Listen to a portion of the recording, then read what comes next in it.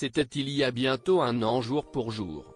Le 10 février 2023, après une soirée, Pierre Palmade prenait la route, sous l'emprise de stupéfiants, pour aller faire des courses avec deux hommes. Sur le chemin du retour, l'humoriste provoquait alors une grave collision avec un autre véhicule dans lequel se trouvaient trois personnes, Yuxel Yacour, le conducteur, Devrim, son fils âgé de 7 ans et Mila, une femme enceinte de plus de 6 mois qui a perdu son bébé suite au choc de l'accident. Ce mercredi 7 février, W9 a diffusé un documentaire intitulé Pierre Palmade, la descente aux enfers. Que s'est-il vraiment passé? Le programme est revenu sur le drame et sur la vie du comédien. Des images montrent aussi une ancienne interview de l'humoriste avec Laurent Boyer datant de février 1995 et dans laquelle, l'ex-ami de Muriel Robin, alors âgé de 27 ans, raconte aux journalistes qu'on lui a prédit qu'il allait un jour être victime d'un accident de voiture.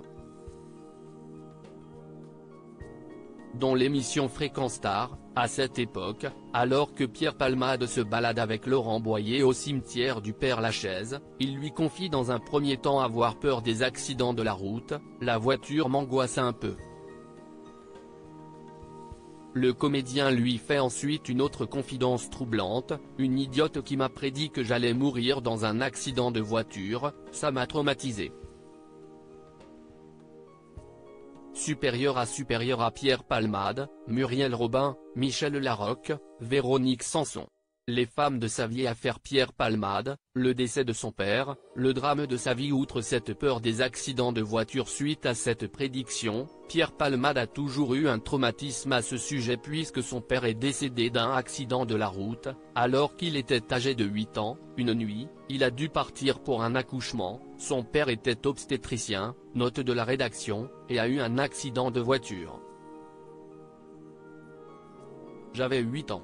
Je n'ai pas compris ce non-retour, confiait-il dans les colonnes du Monde en 2019. Avant d'ajouter, il n'y a que depuis 5 ans que je ne l'attends plus, que j'ai réalisé sa mort. L'humoriste était alors loin d'imaginer que 4 ans plus tard, il serait lui-même la victime et le responsable d'un accident de la route. Crédit photo, Jack Tribeca.